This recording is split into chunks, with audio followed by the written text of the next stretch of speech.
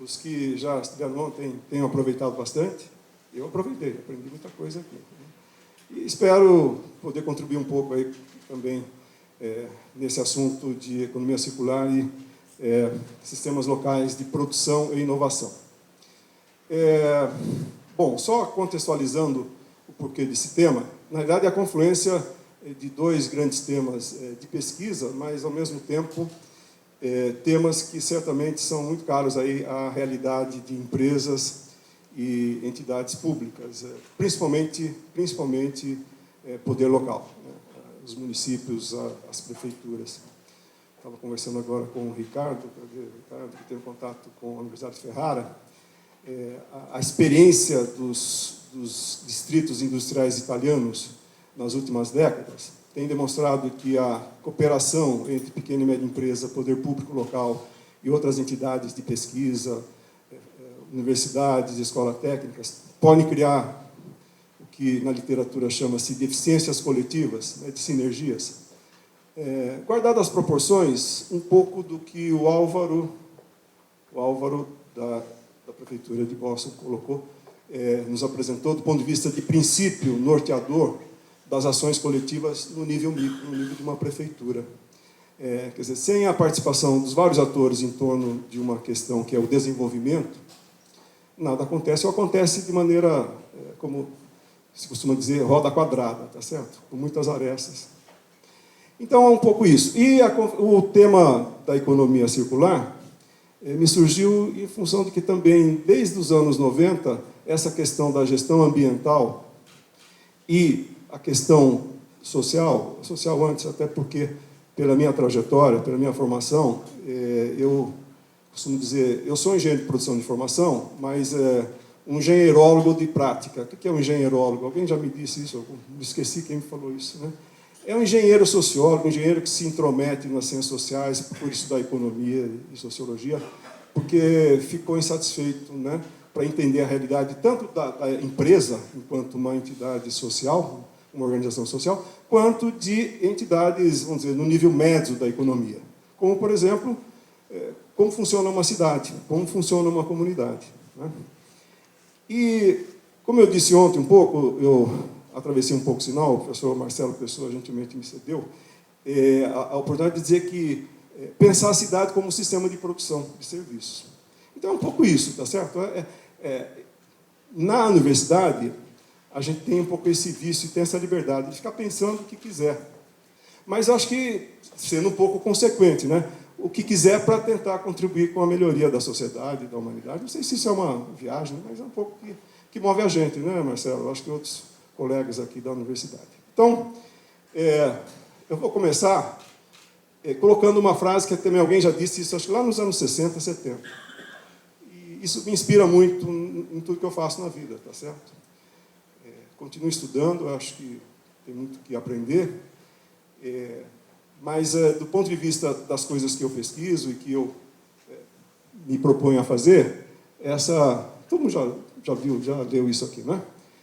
Nesse assunto que eu pretendo desenvolver, isso norteia muito do que eu vou dizer. Tá? E outra coisa que tem me inspirado muito é esse painel aqui, né? Me lembro, eu não estudei muito química, não, era muito ruim em química, né? Desculpa. Isso não parece uma tabela periódica? Não, coisa. Tabela existe ainda? Tem químico aqui? Tem, né? Então, eu era ruim, péssimo em química. Agora, isso aqui eu tive a oportunidade de conhecer há uns 2, 3 anos atrás, quando eu estive em Nova York e fui visitar a ONU, a sede da ONU. Por curiosidade, quem conhece a sede da ONU aqui? Quem já fez uma visita orientada na sede da ONU? Muito legal, né? Eu sei que eu fui poucas vezes, fui 2 vezes só em Nova York, e esse era um desejo que eu tinha guardado, né? Muita gente vai lá conhecer a Quinta Avenida, os museus, né? Muito legal, o Central Park, a Broadway, muito legal Nova York, né? Mas pouca gente dá atenção, né? Então, uma recomendação, vamos visitar a sede da ONU, principalmente se puder fazer a visita orientada, lá tem um guia. Tinha uma chinesinha que nos guiou, mas antes disso quero lembrar aqui algumas pessoas que também sempre nos condicionam, né? O grande poeta Ariano Suassuna, todo mundo conhece, o grande brasileiro, né? Diz ele, isso está no YouTube, vocês podem encontrar, acho que muita gente já viu, uma brincadeira. Ele falou que quando ele foi indicado à Academia Brasileira de Letras, ele estava no Rio de Janeiro e um casal, muito rico, ele falou, convidou para um jantar. E lá, no meio das tantas, parece que a senhora, que era anfitriã, não tinha um assunto, e puxou o assunto, perguntou para ele, o senhor já foi à Disney, né? Ele, não, Disney não. Não, o senhor já foi a Nova York e não foi a Disney? Ele falou, não, eu nunca fui a Nova York. O senhor nunca foi a Nova York? Ele falou, não, eu nunca saí do Brasil, não me interessou. Aí ele disse que a reação dela, assim, estava na testa, ele falou, poxa, esse senhor não merecia ser eleito membro da Academia Brasileira de Letras, né? Aí ela perguntou para o outro, né? O senhor certamente, uma outra pessoa que estava no jantar, o senhor certamente foi a Disney? Fui. Aí o Ariano, né, com aquele senso magnífico de humor, falou, acho que para essa senhora era dividir a humanidade em duas partes, os que já foram na Disney e os que não foram na Disney. Então, guardadas as proporções, vamos visitar a ONU. E lá na ONU, uma chinesinha que era a guia, foi mostrando, e esse painel aparecia em todo lugar. E desdobramentos desse painel. Todo mundo conhece aqui, né? São os 17 ODS, os 17 Objetivos de Desenvolvimento Sustentável. Na minha opinião, e na opinião, acho que de muita gente aí, da academia e fora da academia, é isso que está norteando ações, estratégias, programas, e vão nortear, né, também de empresas, organizações não governamentais, governos em todos os níveis, prefeituras, certamente, Álvaro, né, norteia aí a cabeça do prefeito, de toda a equipe, de toda a staff dele. E não tem saída, eu acho que não tem saída. Para, de fato, a empresa, a organização, a prefeitura, o país que queira se desenvolver. Se desenvolver no sentido mais nobre da palavra. Tá? Sem entrar em detalhes por enquanto, mas certamente aqui tem alguns... Deixa eu ver se consigo pegar aqui. Não, mas certamente tem alguns objetivos, como esse daqui, ó, inovação e infraestrutura. Isso diz muita gente, né, Marcelo? Nós temos que perseguir... uma escola de engenharia, uma fundação que se credenciou recentemente como Instituto de Ciência e Tecnologia, que está desenvolvendo projetos de pesquisa, desenvolvimento e inovação, né, tem esse objetivo em mente, né, norteando as ações. Tudo bem? E só chamar a atenção de mais um aqui, ó. O 17º objetivo fala em parcerias pelas demais metas. Quer dizer, o 17º objetivo fala o seguinte, ó, vai ser difícil atingir essas outras metas se a entidade, a organização, a empresa, o governo não buscar parcerias. Também no sentido nobre, né, da palavra. Tudo bem? Só rapidamente, aquela ideia, né, de um velho ditado chinês, que uma imagem vale mais que 1000 palavras. Essa imagem, para muita gente aqui, né, mais jovem, né, Limonge, que se formou lá há algumas décadas, há muito tempo isso aqui era sinônimo de desenvolvimento. Sim ou não? Pô, a cidade, a região que conseguisse atrair o investimento direto de uma fábrica, de uma planta industrial, ia gerar emprego, renda, mais receita para a prefeitura. Poxa, melhor dos mundos, tá certo? Mas certamente para as novas gerações, essa imagem não faz muito sentido em termos de desenvolvimento. Tá certo? Se alguém contestar, por favor, levante o braço e a gente para, né? O debate pode se iniciar. Eu costumo dizer que todo lugar que eu vou, a minha função... Não, um dos objetivos lá é lutar pela paz, né? É o segundo, o terceiro. E eu sou um soldado dessa batalha. Mas estava dizendo... Eu costumo dizer, onde eu vou, que aqui é uma extensão da universidade. Quer dizer, livre pensar, tá certo? O livre pensar que move a humanidade, ou não. Apesar de algumas pessoas acharem que a teoria da relatividade foi uma bobagem, né? Eu já ouvi, né, de um filósofo aí, não sei. Né? Não sei se é filósofo, pode ser. Bom, vamos parar de bobagem e vamos em frente. Eu também não vou ficar lendo. Nós vamos ver que o conceito e a prática da economia circular está muito próximo desse grande rótulo também, mais recente, da sustentabilidade, ou do desenvolvimento sustentável. Só que olhando a realidade do mundo, essas coisas, né, são uma contradição, ou não? O que vocês acham? São uma contradição. né? Que modelo de desenvolvimento, né, nossa geração e a geração anterior criou? Principalmente o modelo de desenvolvimento industrial a partir, né, do século passado. Aquele inaugurado por Henry Ford no início do século passado. Parece que ele é insustentável, né? Principalmente se a gente pensar de maneira sistêmica, né, professor? Segundo o enfoque sistêmico, né, na maioria dos interesses da sociedade mundial, brasileira, paulista, paulistana, da nossa. Sim. Alguém acha que isso é sustentável ao longo do tempo, né? Todo mundo sabe o conceito de sustentabilidade, né? Não só para essa geração, mas como para as futuras. O que mais que é insustentável? Não passou? Passou. Segundo o Banco Mundial, essa é a distribuição de renda, quer dizer, tem esses traços aqui, né, que a gente herdou, e tem essa distribuição de renda na sociedade. Tem esses dados aqui em relação aos impactos da prática humana. E quando a gente fala da prática humana, sai dessa bobagem do senso comum, né? O homem polui. Que homem, cara pálida? Que homem? Tá certo? Grandes corporações? Grandes corporações. Grandes corporações em alguns setores sensíveis da economia, da indústria. Química, petroquímica, mineração. Dá vontade de chorar, né? Faltou engenharia, faltou cabeça, faltou bom senso da gestão? Né?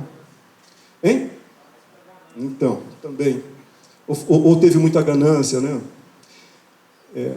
Bom, então, isso é insustentável, significa que temos que pensar coletivamente em novos modelos, novas práticas, novos referenciais teóricos. Vou repetir, novos referenciais teóricos. Pô, mas esse professor vem com essa coisa de teoria de novo aqui, vem. Aqui não é universidade, a gente não está querendo teoria, a gente quer coisa prática. Claro. Eu costumo sempre dizer, então vou repetir. É um pouco chato repetir. Nada melhor do que uma boa prática, se essa prática for fundamentada numa boa teoria.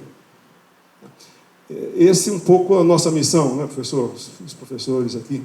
É tentar buscar melhores práticas fundamentadas em conceitos. E isso é teoria, uma boa teoria.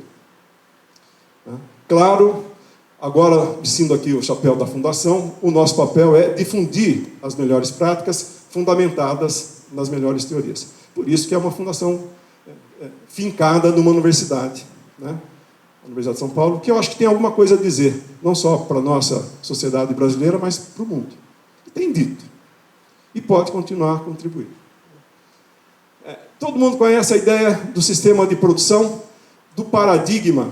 Todo mundo conhece o termo paradigma, né? Lá que Thomas Kuhn, o famoso físico, né, que desenvolveu muito esse conceito de paradigmas. E o Thomas Kuhn era um físico, né? E, claro, ele desenvolveu muito esse conceito pensando na ciência, na história da ciência. E ele mostrou naquele livro, na história das evoluções científicas, hein? A estrutura das evoluções científicas, obrigado, colega, que a história da ciência é marcada por momentos de rupturas, por revoluções. A gente pode buscar, sem entrar em detalhes, né, buscar esse referencial para entender também a história dos modelos de produção, dos modelos econômicos. Esse o meu referencial, né? Esse é o modelo convencional instalado no início do século passado, por Henry Ford, junto com outros pensadores, como Frederick Taylor, né? O modelo taylorista-fordista e a produção no sistema linear. Desde a extração de recursos naturais, passando por transformações de matéria-prima, manufatura, montagem, né? Uso, consumo e vai para o lixão. Até um dia conversando com o nosso ex-diretor Cardoso, nossa, na nossa época, lá nos anos 70, 80, ninguém se preocupava com essa coisa pós-consumo. As empresas não se preocupavam. As empresas se preocupavam em produzir com padrões de qualidade, com produtividade, menor custo e entregar para o mercado. O que o consumidor fosse fazer com o produto, durante o uso e pós-uso, não é preocupação da empresa. Novos tempos, tá certo? Por exemplo, do ponto de vista do marco legal, hoje nós temos uma política nacional de resíduos sólidos, que induz as empresas a se adequarem dentro desse novo paradigma de produção sustentável e agora o rótulo da economia circular. Já falei ontem, um dos principais produtos da nossa sociedade industrial é esse, né, com essas 4 letrinhas aí. É o lixo. O lixo nas suas diversas formas. O lixo orgânico, inorgânico, o lixo eletrônico.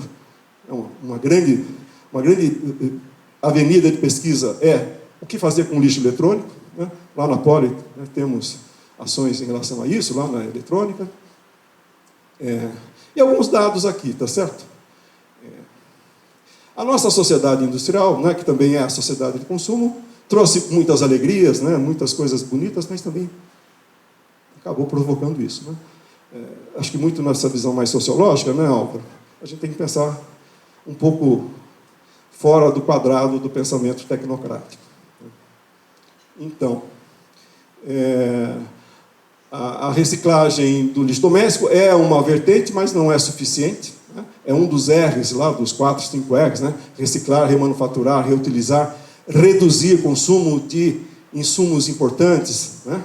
Não renováveis, né?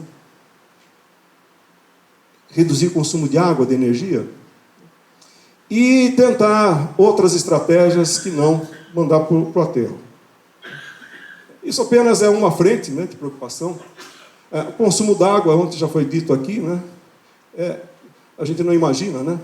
Se a gente pensar, e esse é um dos enfoques importantes da higiene de produção, pensar ao longo da cadeia produtiva, como a gente já viu aqui no modelo linear, né, a produção de algumas coisas aí demanda muito consumo d'água.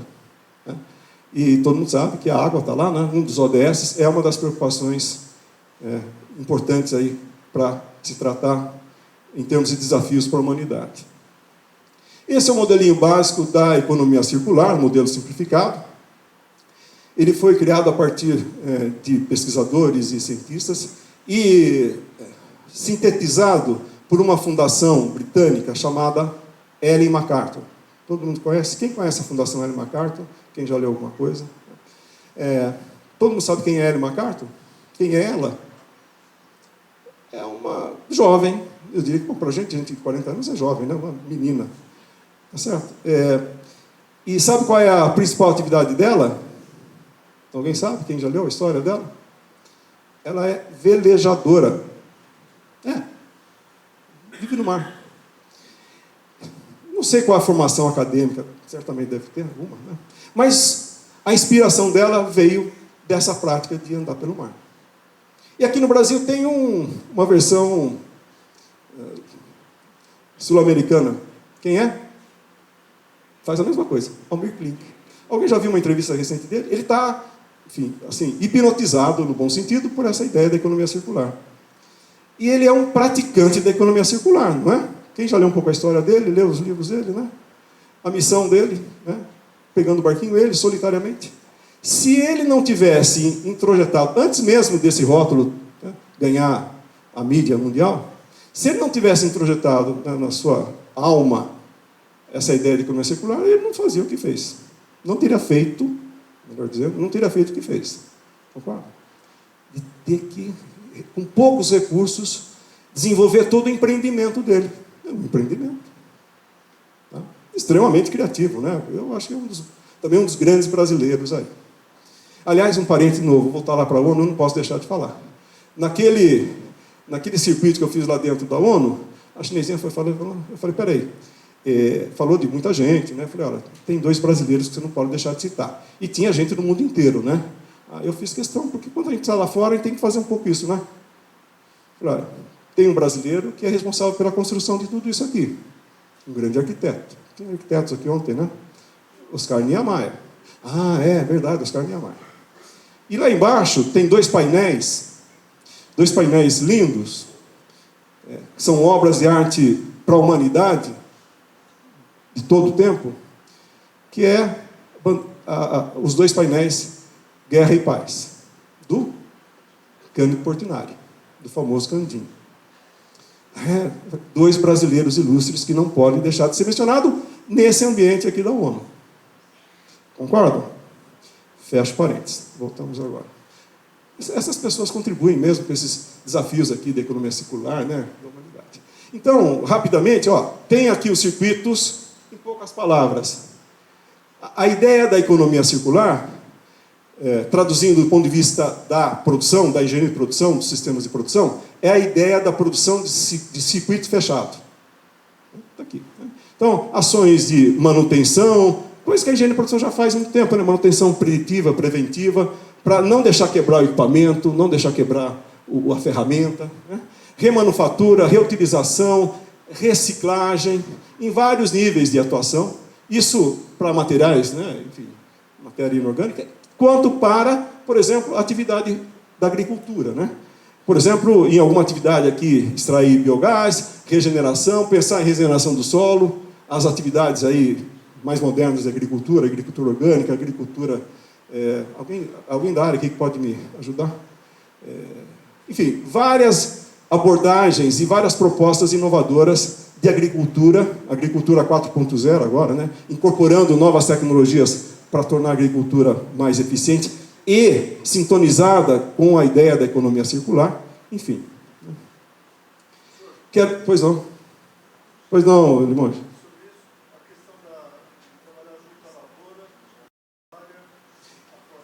Sim, sim. Exatamente.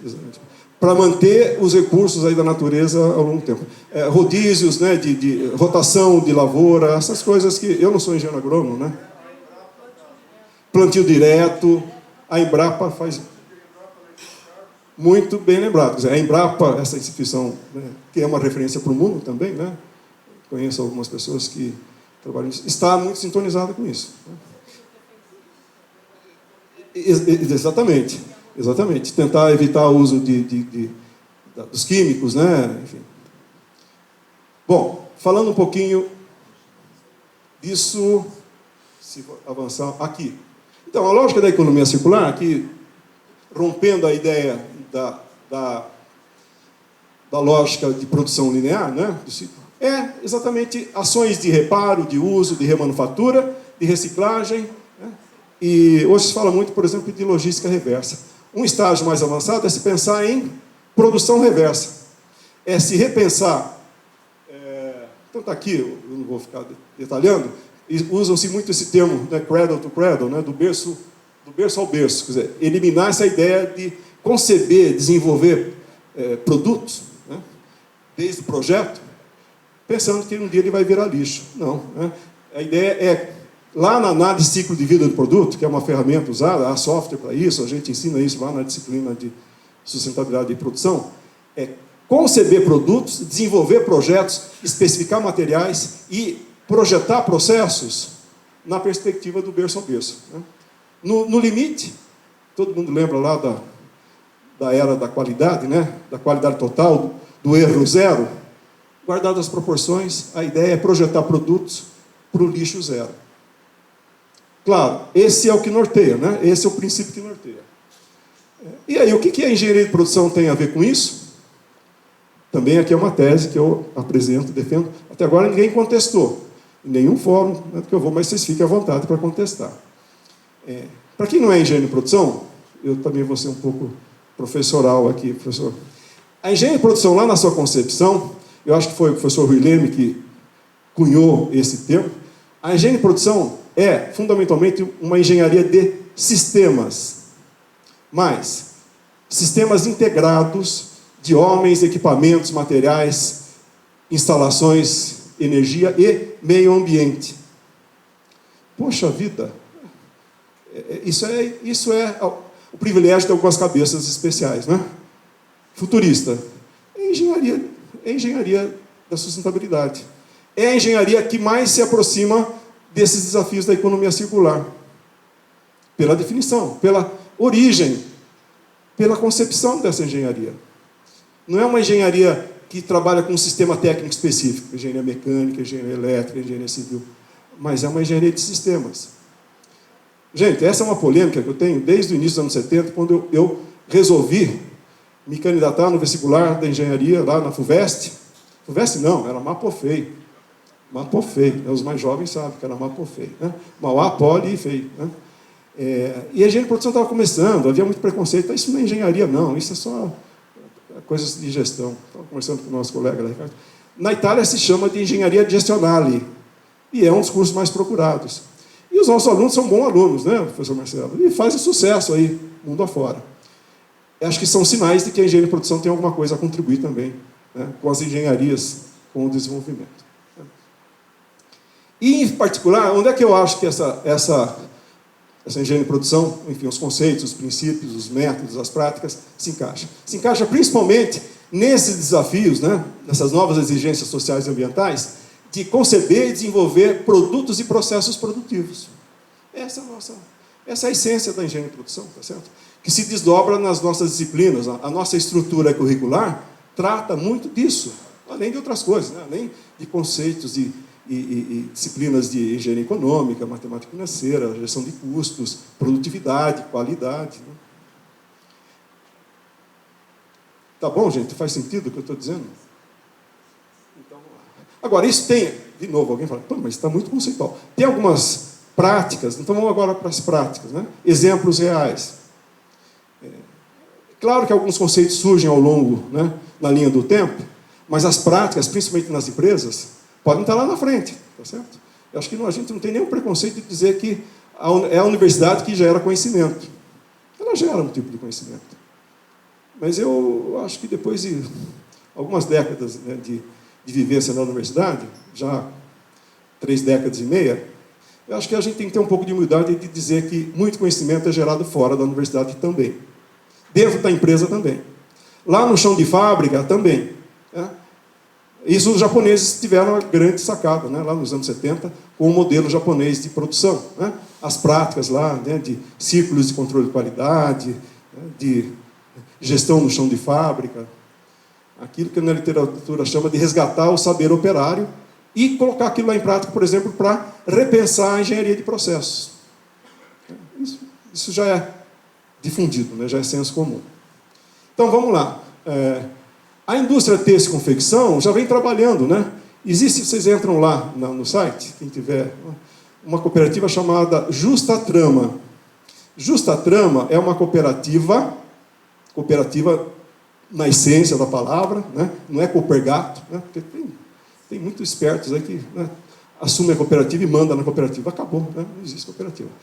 É uma prática cooperativa, né, que integra desde a agricultura, produção de algodão orgânico e colorido, até a manufatura de bens de consumo. Né? Vestuário, bolsas, etc, etc. Justa Trama, depois vocês pesquisem lá. Alimentos. Bom, não vou ficar falando aqui, né? Tem alguns exemplos aí. A nossa riqueza, né, real e potencial para produzir alimentos para o mundo, para alimentar a humanidade. Enfim, vinculando essa ideia com a agricultura orgânica, a agricultura 4.0, incorporando novas tecnologias, o nosso potencial é imenso. Né? O Marcelo sabe disso. Eu, por ter um amigo lá na Embrapa, eu fuço um pouco, né, do que a Embrapa produz. E, gente, também quem conhece, procura conhecer. Para a gente perder esse preconceito de vira-lata, né? De que o Brasil não sabe fazer coisa, que sempre a gente é atrasado em relação ao centro do capitalismo. Grande bobagem, né? Grande bobagem. Nas ciências, nas artes, eu já citei 3 aqui, né? Há muitos outros, né? Por exemplo, na música, mas vamos parar de falar, que senão eu vou ficar aqui desviando. E na indústria automobilística, né? Que é o paradigma, né, da indústria, é o paradigma da engenharia de produção. A engenharia de produção surge no Brasil, né, exatamente, né, na década de 50, quando a indústria automobilística se instalava, em função de uma estratégia de desenvolvimento do Juscelino, né, o Brasil potência. E na indústria automobilística há mudanças de paradigmas, ou ainda os princípios fordistas, né, tayloristas, fordistas predominam. Predomina, mas já há uma nova onda, né? Eu acho que um pouco essa lógica, né, da dinâmica dos processos em todas as dimensões da vida. Na indústria também. Então, ó, gente, alguém me... Foi, voltou.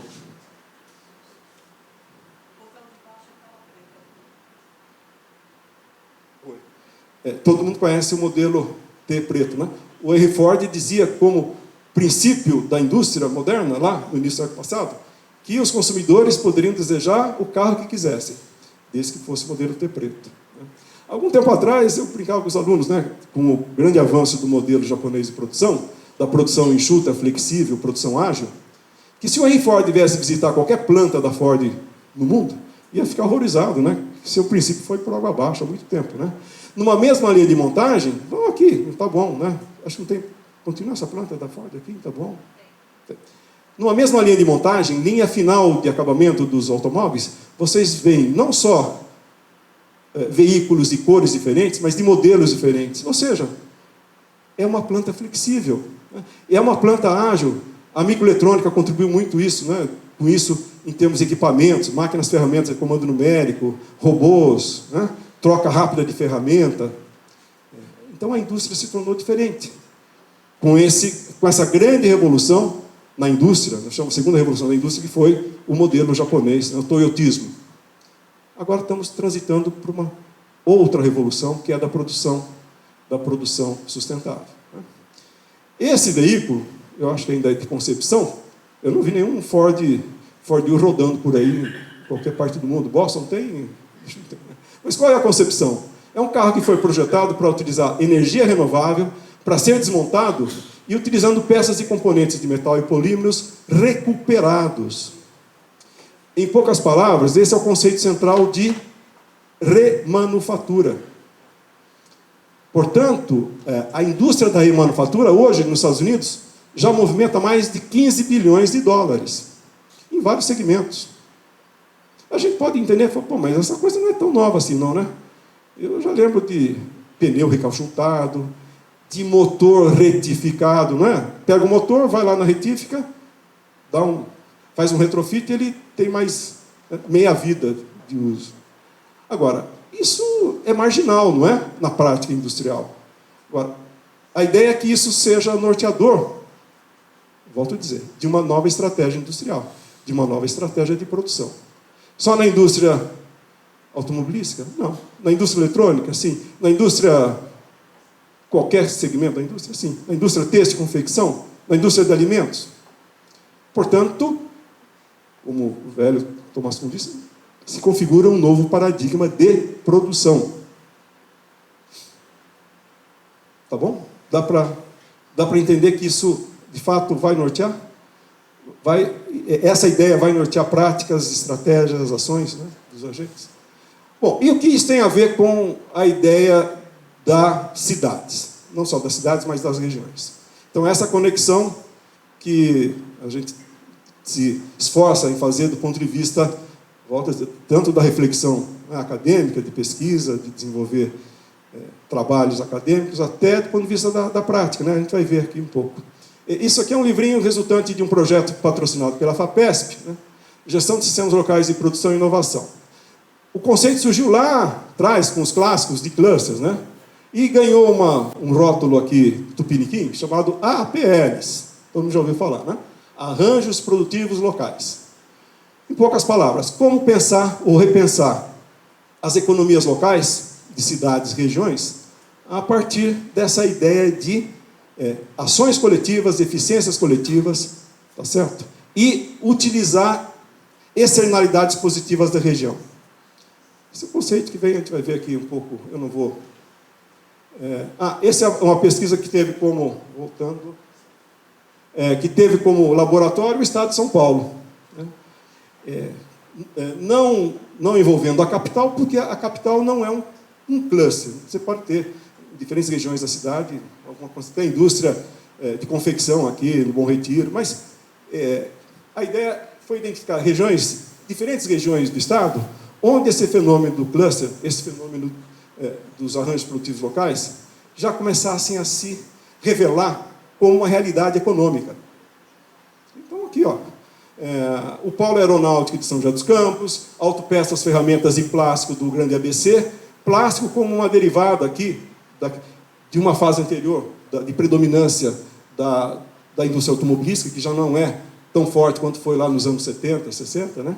Equipamentos médicos, hospitalares e odontológicos de Ribeirão Preto, em função do spillover, né, do transbordamento de conhecimento de uma faculdade de medicina, de uma certa universidade, de São Paulo, máquinas, ferramentas aqui em Sorocaba, calçados em Birigui, Franca, com uma especialização em calçados masculinos, calçados esportivos, né? Na concorrência com Novo Hamburgo, que é outro cluster lá do sul, houve uma especialização nesse segmento, né, de mercado, calçados masculinos e esportivos. Enfim, Birigui com calçados infantis. Alguém conhece a região? Essa região exporta uma boa parte da sua produção de calçados infantis. O velho Marshall, que é um grande teórico lá dos distritos industriais ingleses, né, dizia que essa ideia dos clusters regionais criam um potencial de desenvolvimento porque, ao longo da trajetória do cluster, o conhecimento paira no ar. Que qualquer criança começa a perceber, poxa, meu pai já trabalhava com calçados, esse é o meu futuro profissional. E o conhecimento se difunde de várias maneiras. Eu acho que a ciência ainda não tem isso totalmente equacionado, né? Mas a realidade do mundo, da terceira Itália, do sul da Alemanha, dos queretsos japoneses e outras partes do mundo, e no Brasil, né, isso já se demonstra. Quanto tempo eu tenho, Marilene? Eu vou, então, mais 2 minutos. 2 minutos de prorrogação, juíza? Então, vamos lá. Rapidinho. Então, olha, em síntese, né, uma série de ações coletivas, o Ricardo estava conversando antes, de empresas, poder público local, agências de desenvolvimento, universidades, escolas técnicas e outros agentes, junto com a identificação de externalidades positivas, que são economias externas, por exemplo, a oferta abundante de mão de obra qualificada da região, matéria-prima disponível lá, né, na região, e outras externalidades positivas, concorrem para o aumento da eficiência coletiva da região. Ou seja, desenvolvimento sustentável do local e da região. Esse trabalho, em poucas palavras, né, elegeu aqui um conjunto de dimensões e 58 indicadores para avaliar o nível de desenvolvimento dessas regiões a partir desse referencial teórico, né? Então, dimensões desde dimensão tecnológica, senão não se desenvolve nada, a dimensão social, a dimensão institucional, como é que as leis locais, né, regionais, promovem ou bloqueiam desenvolvimento, promovem ou bloqueiam cooperação entre os agentes. Econômica, claro, a dimensão econômica é fundamental, senão não há desenvolvimento. A dimensão geográfica, a capacidade gerencial dos atores, das empresas, do poder público local, a capacidade gerencial da produção, das finanças, do marketing e de pessoas, a estrutura de governança predominante, enfim, o grau de inserção em cadeias globais, né, a internacionalização, enfim, gerou 58 indicadores, eu não tenho muito tempo, mas eu fico à disposição.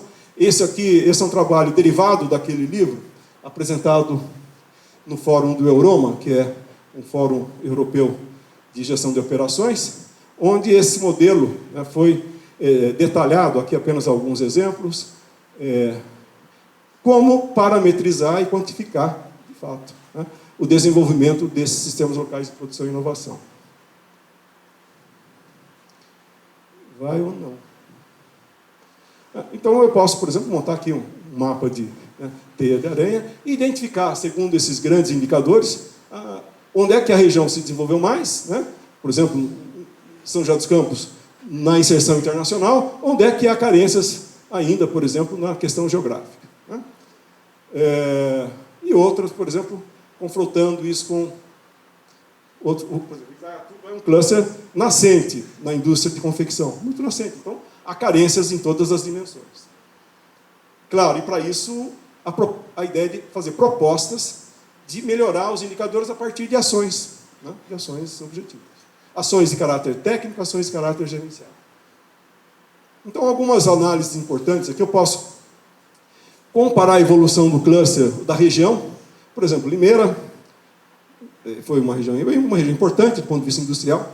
É o primeiro exemplo, talvez porque eu nasci nessa cidade. Mas eu conheço um pouquinho a história. Na história, teve lá um momento de industrialização baseado em máquinas agrícolas. Passou por autopeças lá, Freios Vargas, alguém se lembra de Freios Vargas, né? Então, desenvolveu isso. E agora é um cluster de produção de semi-joias. Semi-joias, né? Bijuterias, né? Mais de 500 pequenas empresas operando, criando um problema ambiental tremendo em função do mau uso do mercúrio. Posso comparar diferentes clusters de um mesmo setor industrial. Posso comparar clusters de diferentes setores, por exemplo, cerâmica, móveis e produção de alta tecnologia, e comparar a evolução do mesmo cluster em função de alguns indicadores aqui. Bom, esse foi um exercício lá da época, isso já tem mais de 8 anos, né? Um certo ranking, uma certa classificação. Imagine aqui, como o índice Gini, né? Acho que muita gente conhece o índice Gini.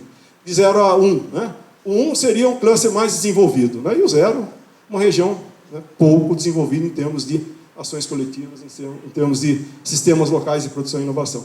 E eu posso analisar isso a partir de um quadrante, né, de desenvolvimento do cluster, desde um cluster embrionário até um cluster maduro, e em termos do nível de organização do cluster.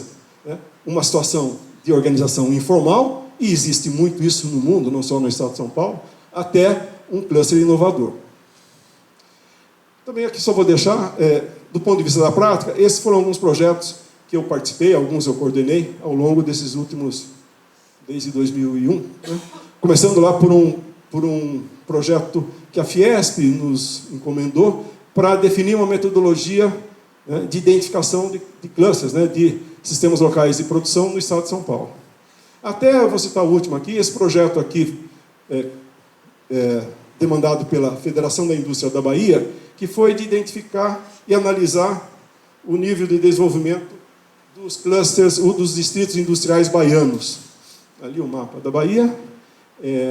Basicamente, o projeto envolveu um estudo de mapas e vistorias junto aos terrenos, às regiões. Né? Essa é o órgão do governo da Bahia. Vistoria das condições de infraestrutura, reuniões com os atores da região e cálculo de investimento estimado. Na síntese é o seguinte: a Federação da Indústria queria um estudo decente, de apenas 4 meses, para mostrar para o governador que tinha que fazer investimentos e qual era o montante de investimentos, em que setores e em que segmentos da indústria os governos deveriam investir. Os governos locais e o governo estadual deveriam orientar investimentos. Então, rapidamente, é isso. Aqui eu vou deixar também, posso deixar a apresentação, são outros desafios para a gente pensar. Tá? Inclusive, aqui, próximo da gente, como pensar em externalidades positivas e ações coletivas nesse cluster da saúde aqui da cidade de São Paulo. Qual o potencial disso e como é que, por exemplo, a gente poderia contribuir para isso. Então, já vou encerrar.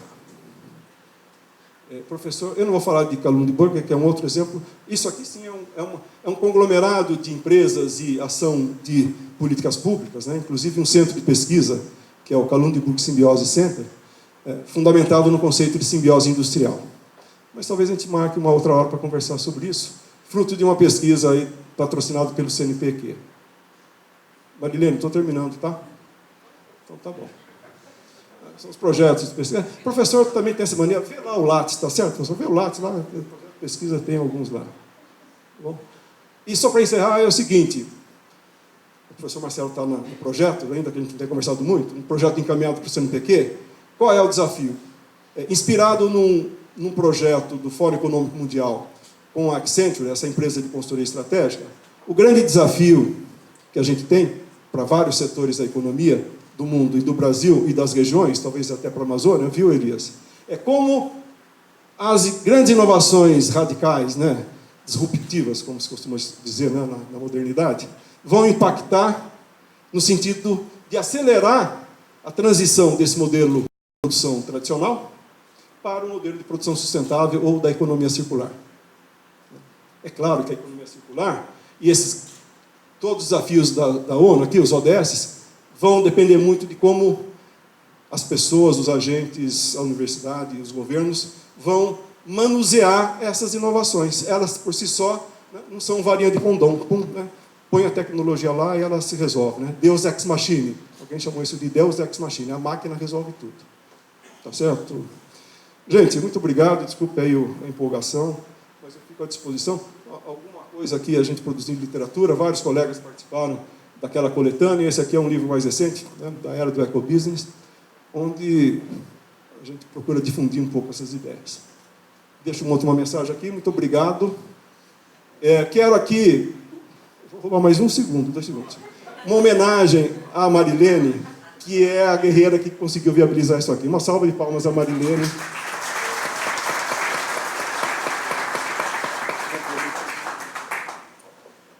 Eu vou abrir para uma pergunta depois disso, né? Não tem como. Alguém quer fazer alguma pergunta para o professor?